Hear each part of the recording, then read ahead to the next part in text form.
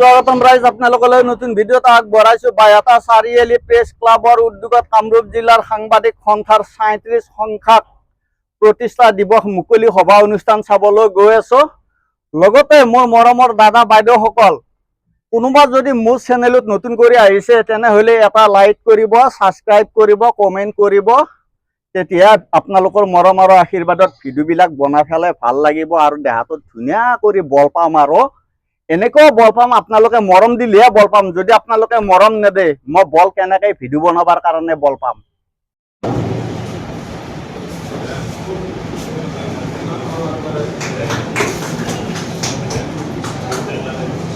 ইয়াৰ পিছত আমি বিশিষ্ট অতিথিৰ আসন অলংকৃত কৰা অসম বাদকী সংঘৰ সন্মানীয় সভাপতি মধুসূদন মেধি ডাঙৰীয়াক আমি সম্বৰ্ধনা জনাবলৈ ওলাইছোঁ। প্ৰথমে আমি এখন ফুলাম গামোচাৰে তেখেতক সম্বৰ্ধনা জনাম। লগতে এই সময়ছোৱাৰ যি ইতিহাস, এই ইতিহাসৰ এক আলোকপাত কৰাৰ বাবে সোণালী ইতিহাসৰ আলোকপাত কৰাৰ উদ্দেশ্যে আমি আজি ইয়াত সমবেত হৈছোঁ। আৰু আমাৰ ইয়াত আমি বিভিন্ন ক্ষেত্ৰত কৰ্মৰত অৱস্থাত থকা বৰেণ্য ব্যক্তিসকলক আমন্ত্ৰণ জনাইছোঁ। আমি তেখেতৰ মুখৰ পৰাই তেখেতসকলৰ যি এই বৰ্ণিল ইতিহাস আমি আজি ইয়াত নিশ্চয় জানিবলৈ পাম। সেয়া আমাৰ আজি উদ্দেশ্য। গতিকে মই উদ্দেশ্য ঠাইখিনি কৈ মই মোৰ বক্তব্য সমাপ্ত ৰাখিছোঁ। ধন্যবাদ।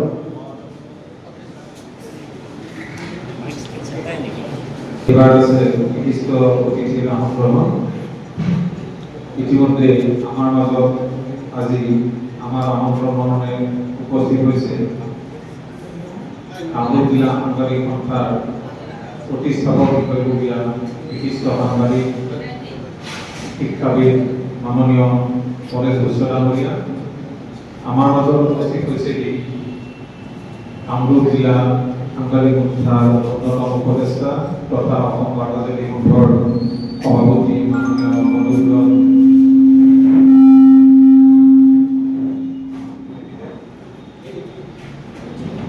সভাপতি মাননীয় অঞ্জন শৰ্মা ডাঙৰীয়া।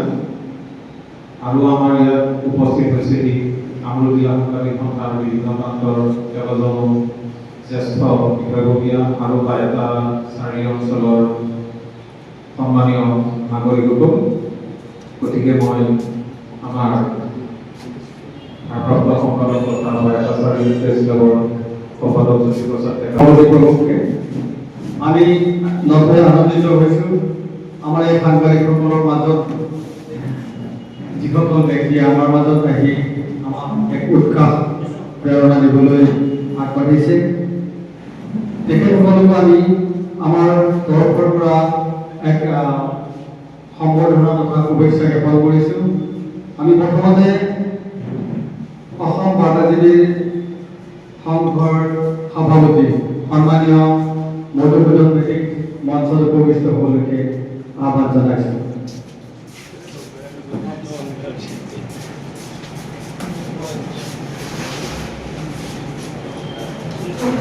দাদা নমস্কাৰ। দাদা,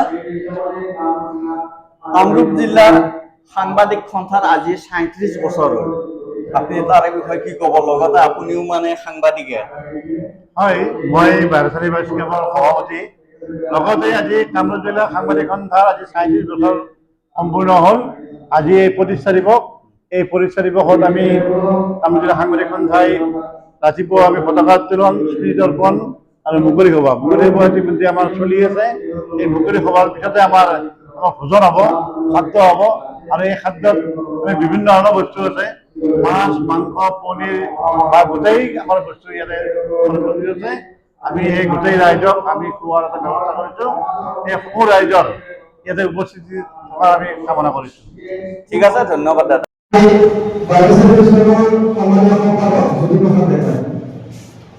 মই তেখেতক পুনৰ নমস্কাৰে সম্বোধন কৰিব অনুৰোধ জনাইছোঁ।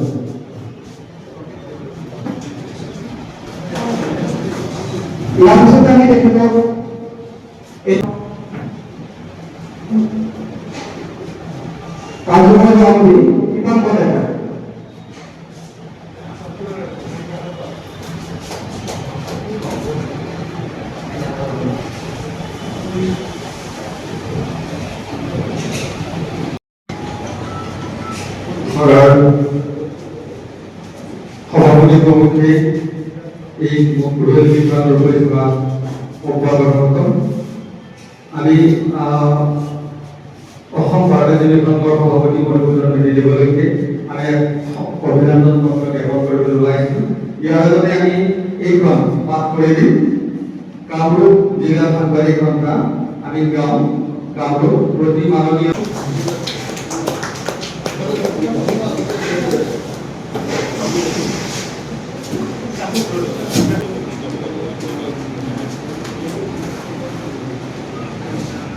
আমি তেখেতৰ এখন প্ৰথমে যোগান গামোচাৰে সমাৰোহ কৰিছোঁ।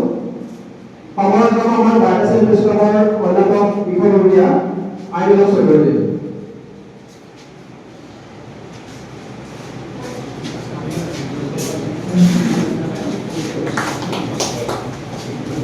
তেখেতক ইয়াৰ পিছত আমি তেখেতক এখন সম্বৰ্ধনা পত্ৰ প্ৰদান কৰিম। সম্বৰ্ধনা পত্ৰ প্ৰদান কৰিব আমাৰ বাৰচাৰী এগৰাকী জ্যেষ্ঠ সাংবাদিক ছয়ান নিগিতকাৰী ডাঙৰীয়া। তেখেত আমাৰ ৰাজনীতি পুৰস্কাৰৰ অন্যতম সদস্য। আমি তেখেতক এই সম্বৰ্ধনা পত্ৰখন প্ৰদান কৰিবলৈ অনুৰোধ জনাইছোঁ।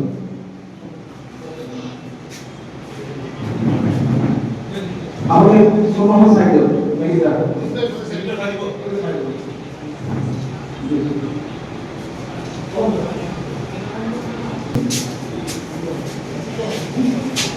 অসম মাধ্যমিক বিভাগৰ উপসভাপতি শ্ৰীযুত অগ্ৰজ্যোতি শৰ্মা তেখেতক এখন কিতাপ গামোচাৰে আমি প্ৰথমে সম্বৰ্ধনা জনাব ওলাইছোঁ। সম্বৰ্ধনা জনাব আমাৰ বাৰচাৰী বিশ্বকৰ অন্যতম সদস্য বিৰাজ ডেকাই।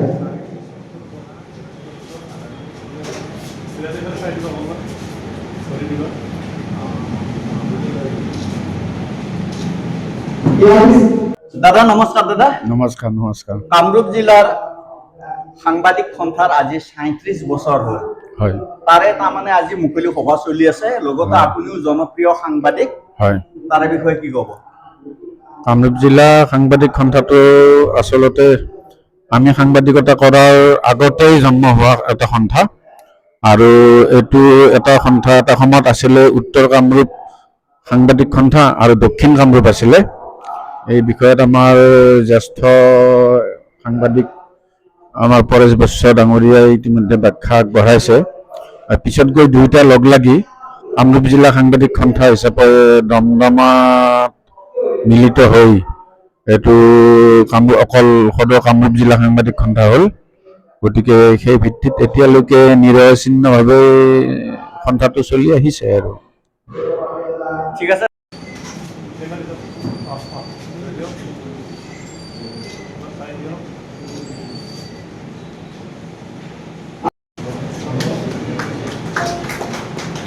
আমি এই অনুষ্ঠানটি সবাই ব্যৱস্থা কৰি ৰাখিছোঁ। ইয়াৰ ভিতৰত আছে আমাৰ সমূহীয়া সম্বৰ্ধনা অনুষ্ঠান।